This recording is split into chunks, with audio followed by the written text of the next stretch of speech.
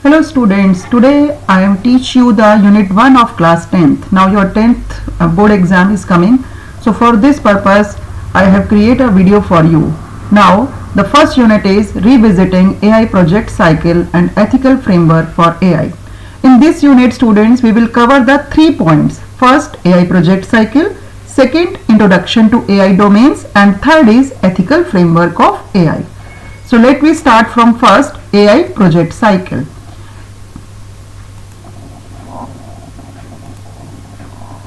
What is AI project cycle? AI project cycle is the cyclical process. It means कि cycle means कि again and again कोई चीज जो होती है वो repeat होती है. तो we can say that कि AI project cycle is also the iteration process. Okay, so it is followed to complete an AI project. And students, in this AI project cycle there are 6 stages. So question comes in your exam or can ask how many stages in the AI project cycle. So your answer will be there are 6 stages in AI project cycle. Okay, after that the sequence of project cycle is also important, क्योंकि question वहां से भी बन सकता है कि आपकी जो 6 स्टेजेस हैं उसमें पहली स्टेज कौन सी है, दूसरी स्टेज कौन सी है और तीसरी स्टेज कौन सी है.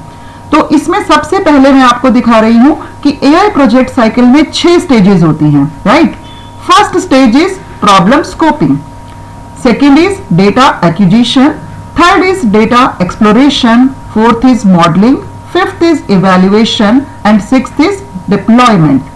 सो AI project cycle is a step by step process कि company must follow to derive value from a project and solve a specific problem. तो इसको याद करने का बहुत अच्छा सा तरीका है, जैसे कि पापा डेटा लेकर आए, उसको एक्सप्लोर किया, मॉडल बनाया, इवैल्यूएट किया और डिप्लॉय कर दिया. इस टेक्निक से आप इसके 6 स्टेजेस याद कर सकते हैं, क्योंकि एग्जाम में क्वेश्चन आ सकता है कि आपकी सेकंड स्टेज पर कौन सी स्टेज होती है, थर्ड स्टेज कौन सी होती है एआई प्रोजेक्ट साइकिल में, या सिक्स्थ स्टेज कौन सी होती है, या लास्ट स्टेज कौन सी होती है. तो इस टेक्निक से आप इसको याद कर सकते हैं कि पापा मतलब पापा पी जो है उसको हमने प्रॉब्लम से रिलेट कर दिया है कि पापा डेटा लेकर आए, एक्सप्लोर किया, मॉडल बनाया, इवैल्यूएट किया और डिप्लॉय कर दिया. राइट, अब सबसे पहले हमारी आती है प्रॉब्लम स्कोपिंग. जैसे कि आप देख रहे हैं यहां पर आपको मैग्नीफायर दिख रहा है, तो यानी कि आपने प्रॉब्लम को क्या किया, आइडेंटिफाई किया. प्रॉब्लम आइडेंटिफाई करने के बाद उसको एनालाइज किया कि वहां पर आपके जो पैरामीटर्स हैं वो कैसे ऑब्जेक्टिव को अफेक्ट कर रहे हैं. तो सबसे पहले प्रॉब्लम स्कोपिंग में आपका ऑप्शन आ जाता है कि आपने प्रॉब्लम क्या है और उसके लिए क्या क्या आपको एफर्ट्स लगाने हैं. उसके बाद आता है डेटा को इकट्ठा करना, step 2, that is data acquisition. तो डेटा एक्विजिशन यानी कि ये फाउंडेशन होता है प्रोजेक्ट का कि आपने डेटा कलेक्ट करा. कहां से कलेक्ट किया, ये चीज बहुत इंपॉर्टेंट है स्टूडेंट्स कि जो डेटा कलेक्ट किया जाएगा वो कहां से कलेक्ट किया जाएगा, from reliable and authentic sources से. राइट, देन थर्ड स्टेज होती है डेटा एक्सप्लोरेशन. अब डेटा एक्सप्लोरेशन में जैसे कि आप डायग्राम देख पा रहे हैं कि यहां पर हमने क्या किया, जो भी डेटा हमारे पास आया था उस डेटा को हमने, लार्ज डेटा सेट हमारे पास था, उसमें इंटरप्रेट किया गया डेटा यानी कि पैटर्न पता किया गया और उस डेटा को हमने रिप्रेजेंट किया ग्राफ की फॉर्म में, डेटाबेस की फॉर्म में, फ्लो चार्ट्स या मैप की फॉर्म में. तो आई होप ये तीनों स्टेजेस आपको क्लियर हो गई होंगी कि प्रॉब्लम क्या है, उस प्रॉब्लम के लिए डेटा कहां से इकट्ठा किया जाएगा, कौन से रिलायबल सोर्सेज हैं, कौन से ऑथेंटिक सोर्सेज हैं. उसके बाद डेटा को एक्सप्लोर करते हैं. डेटा एक्सप्लोर कैसे करते हैं कि आपने डेटा को उसको देखा कि उसमें कोई डेटा मिसिंग तो नहीं है, कोई डेटा आपका डेटा को क्लीनिंग किया जाता है डेटा एक्सप्लोरेशन में. उसके बाद फिर आप क्या करते हैं, डेटा को रिप्रेजेंट करते हैं यानी कि विजुअल फॉर्म में आपने डेटा को प्रेजेंट किया. अब आती है नेक्स्ट स्टेज, मॉडलिंग.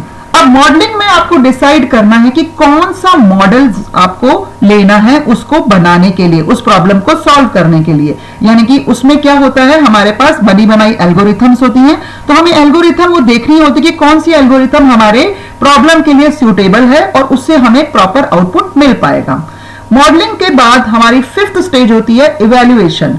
इवैल्यूएशन में हम टेस्ट करते हैं मॉडल को कि जो हमने डेटा पहले डाला था टेस्टिंग के समय में, अब जो हम उसमें नया डेटा डाल रहे हैं तो उससे हम डेटा को क्या करते हैं, टेस्टिंग करके, नया डेटा डाल के हम टेस्टिंग करते हैं कि उससे हमें क्या रिजल्ट मिल रहा है। उससे हमें पता चलती है कि जो हमने मॉडल लिया था उस मॉडल को इवैल्यूएट किया जाता है, उससे परफॉर्मेंस देखी जाती है कि वो परफॉर्मेंस कैसी आ रही है। तो डेटा को हमने चेक किया, चेक करने के बाद एक्यूरेसी हमने वहां पर चेक करी, परफॉर्मेंस देखी परफॉर्मेंस क्या थी, और उसके बाद हमने क्या किया, इस मॉडल को आइटरेटिवली वापस से चेक किया, यानी कि नए नए सैंपल्स हम देकर अपने डेटा को क्या कर सकते हैं, इवैल्यूएट कर सकते हैं। तो ये हमारी थी 5वीं स्टेज। आप जैसे कि डायग्राम में देख भी पा रहे हैं कि आइट्रेशन एंड रिफाइनमेंट, यानी कि अगर हमारी एक्यूरेसी कुछ कम आ रही है तो अगेन फिर हम क्या करेंगे, मॉडल में कुछ चेंज करेंगे और फिर उसको फिर हम वापस से इवैल्यूएट करेंगे, राइट। अब आता है last step, that is deployment. Deployment मतलब कि आपने जो मॉडल बनाया था, जो आपने सॉल्यूशन निकाला है, वो एक्चुअली सक्सेसफुली क्या है, रियल वर्ल्ड में काम कर रहा है। तो आप इसकी डेफिनेशन दे सकते हैं। जैसे क्वेश्चन अगर पूछा जाए कि लास्ट स्टेज क्या होती है एआई प्रोजेक्ट साइकिल की, तो आप आंसर देंगे डिप्लॉयमेंट, और उसके बाद ये मैंने यहां पे डेफिनेशन डाल रखी है कि ये जो स्टेज है ये इंश्योर करती है successful integration and operation of AI solution in a real world environment. आप देख पा रहे हैं जैसे कि लैब और सर्वर पर आपका मॉडल है, उसके बाद उसको डिप्लॉयमेंट किया गया, यानी कि सिटीज में और डिफरेंट यूजर्स ने उसको क्या किया, यूज किया। दैट मींस आपने उसको डिलीवर किया उस प्रोजेक्ट को, और एक्चुअल वैल्यू आपको पता चली कि यूजर्स और स्टेक होल्डर से उसका क्या इंपैक्ट उस वाले प्रोजेक्ट का पड़ा। तो that is the last stage of AI project cycle, और जिसको हम बोलते हैं डिप्लॉयमेंट। तो this is the moment the project deliver actual value to users and stakeholders. तो केवल a model only become a solution, और जब वो सक्सेसफुली डिप्लॉयड हो जाता है तब एक्चुअल में हमें उसकी वैल्यू समझ में आती है। तो ये था हमारा पहला टॉपिक कंप्लीट। अब इस चैप्टर में दूसरा टॉपिक आता है कि आपके कितने डोमेन्स हैं एआई के। तो डायरेक्ट आपके सैंपल पेपर में ये क्वेश्चन पूछा हुआ है कि with respect to the type of data fed in the AI model, AI models can be broadly categorised into dash. तो कितने पार्ट में कैटेगराइज किया गया है, 3 पार्ट्स में कैटेगराइज किया गया है। और वो 3 पार्ट्स क्या है, 3 पार्ट्स हैं। सबसे पहले है statistical data, this is the first domain, second is computer vision, and third is NLP, that is natural language processing. तो ये क्वेश्चन भी आपका बन सकता है कि आपके कितने डोमेन्स हैं एआई के। तो बेटा टर्मिनोलॉजी पर आपको फोकस करना है, राइट। टर्मिनोलॉजी यानी कि डोमेन्स पूछ रहा है वो, तो डोमेन्स में आपका आंसर आएगा स्टैटिस्टिकल डेटा, कंप्यूटर विजन और NLP।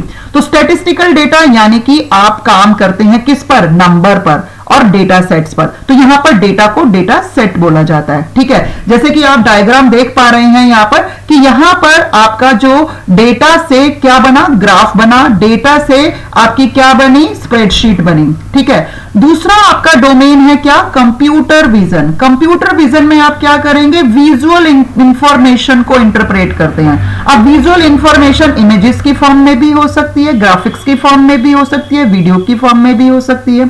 तो कई बारी सीधा ही क्वेश्चन आ जाता है कि what is the full form of CV, तो you can give the answer computer vision. And third is NLP। NLP is natural language processing. तो इसमें क्या होगा, नेचुरल लैंग्वेज प्रोसेसिंग यानी कि जैसे अभी मैं बोल रही हूं तो ये ह्यूमन लैंग्वेज है, तो इंटरेक्ट किया जाता है जब ह्यूमन लैंग्वेज से, तो कौन से डोमेन पर काम होता है, काम होता है NLP पर, राइट। तो इस पर भी क्वेश्चन आपका बन सकता है।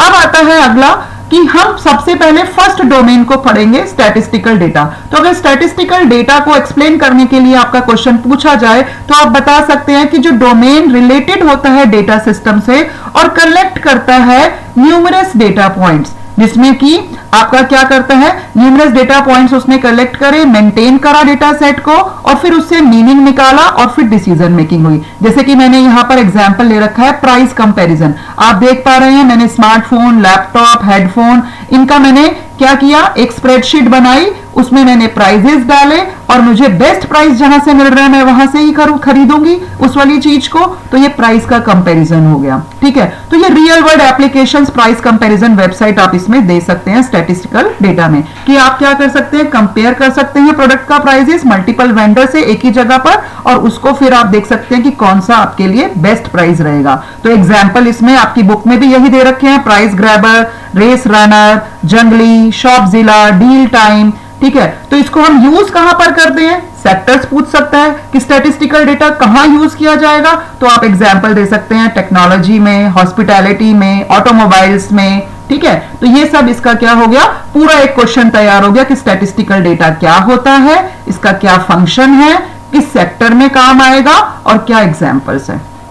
चलिए अगला आता है हमारा second domain, computer vision. Computer vision में जैसे कि अभी मैंने आपको बताया था, इमेजेस पर काम होता है, इमेजेस से डिसीजन प्रेडिक्शन किया जाता है। आप यहां पर देख पा रहे हैं, एक तो है एग्रीकल्चर मॉनिटरिंग, एक है सर्विलेंस सिस्टम, सीसीटीवी कैमरास लगे हुए होते हैं, तो वहां पर भी क्या होता है, मॉनिटरिंग की जाती है, पब्लिक स्पेसेस की, बॉर्डर्स की ट्रैकिंग इंडिविजुअल किया जाता है।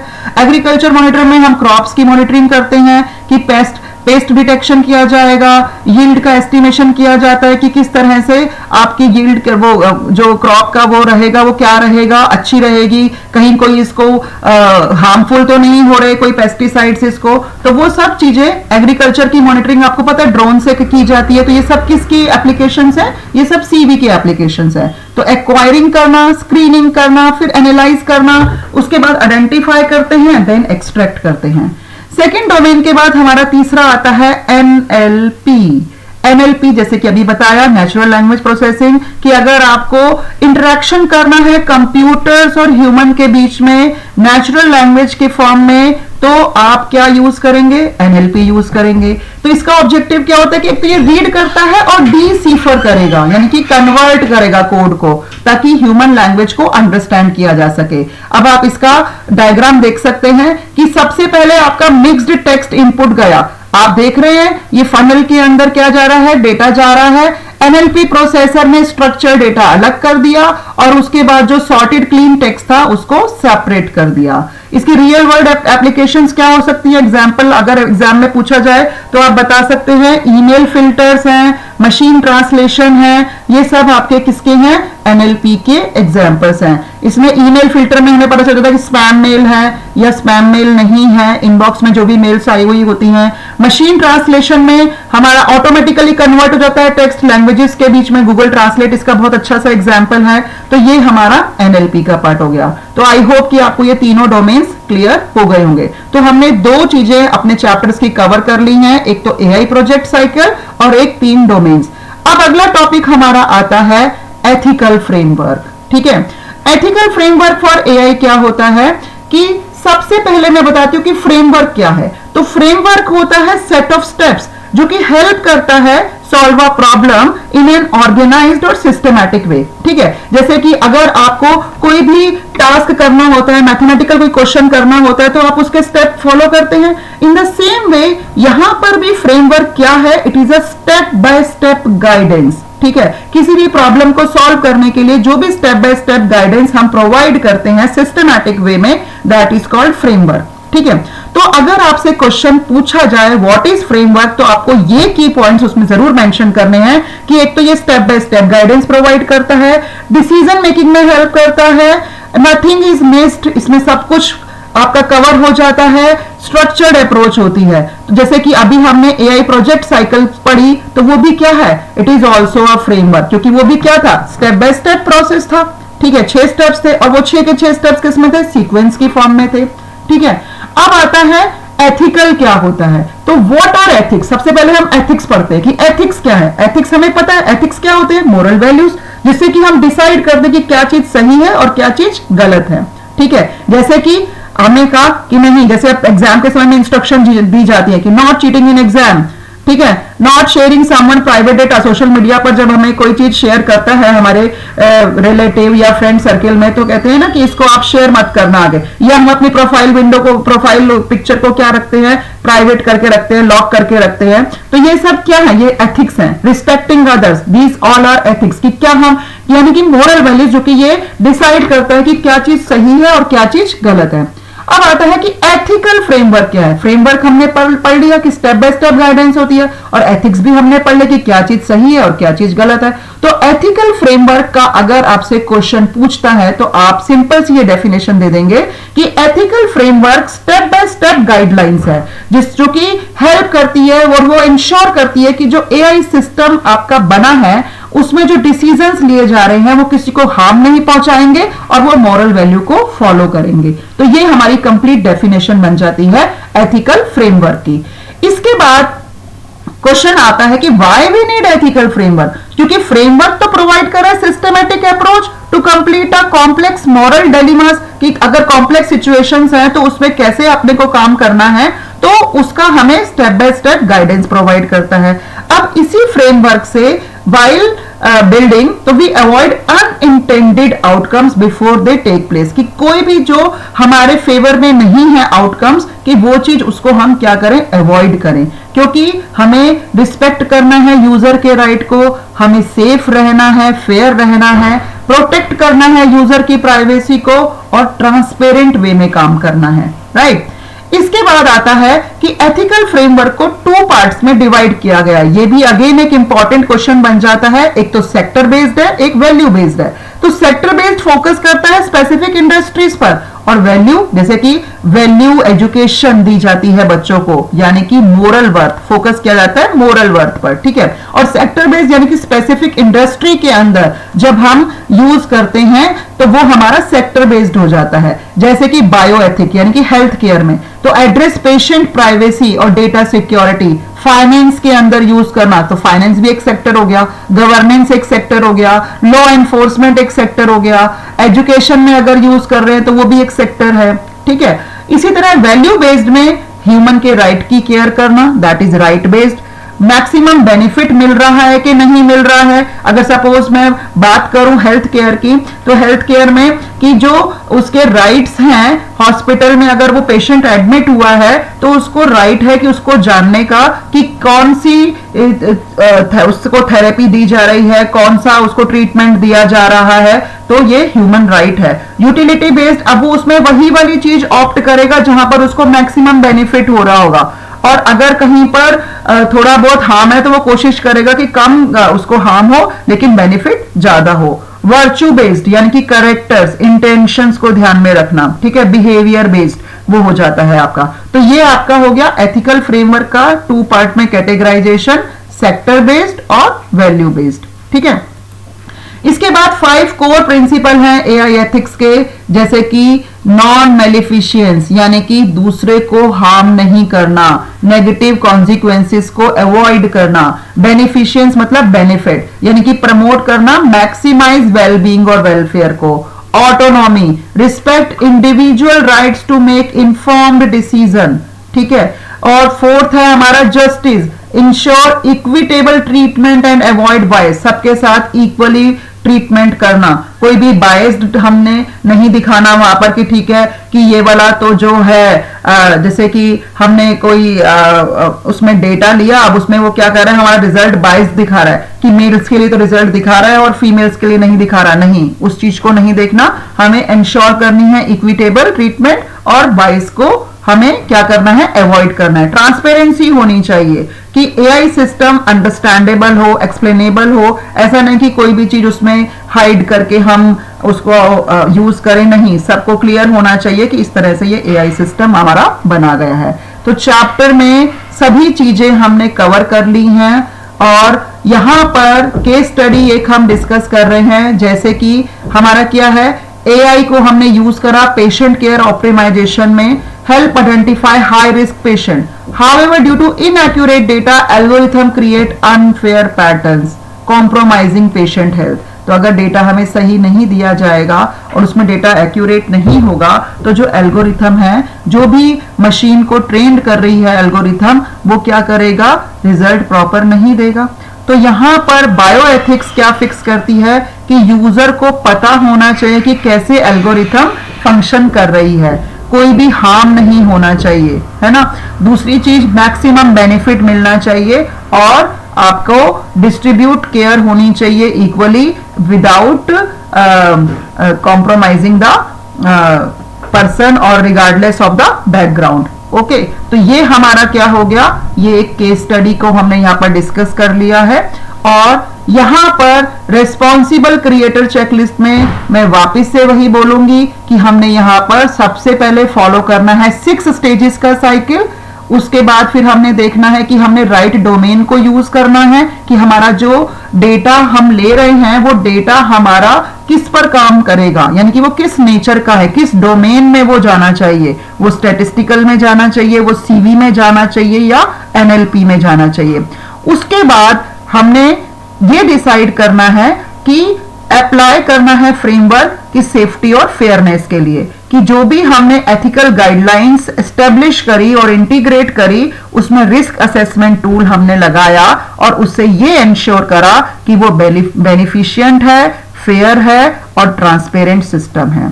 ओके, तो ये 3 चीजों पर हमारा एक तरह से पूरा जो है एआई का रिस्पॉन्सिबल क्रिएटर चेकलिस्ट एक तैयार हो जाता है।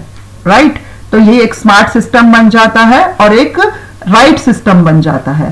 तो ये हमारा पूरा जो 3 पिलर्स थे एआई डेवलपमेंट के, मैंने आपको बता दिए कि 6 स्टेजेस, उसके बाद 3 डोमेन्स, और 3 डोमेन्स में आप देख रहे हैं स्टैटिस्टिकल में ग्राफ्स दिख रहे हैं, सीवी में आपको पिक्चर्स, ग्राफ, इमेज दिख रही है, और एनएलपी में आपको ह्यूमन की नॉर्मल लैंग्वेज दिख रही है। राइट, और यहां पर हमने एथिकल फ्रेमवर्क में फिर हमने ये चारों चीजें पढ़ी, प्रिंसिपल्स पढ़े, फेयरनेस होनी चाहिए यानी कि बायस मिटिगेशन, इक्विटी, ट्रांसपेरेंसी यानी कि एक्सप्लेनेबिलिटी और ओपननेस हो, अकाउंटेबिलिटी भी होनी चाहिए, रेस्पॉन्सिबिलिटी और गवर्नेंस, और प्राइवेसी मतलब डेटा का प्रोटेक्शन एंड कंसेंट। तो ये हमारा पूरा जो है यूनिट 1 कंप्लीट हो गया है। I hope you will like this video. So next video we will meet again. Thank you.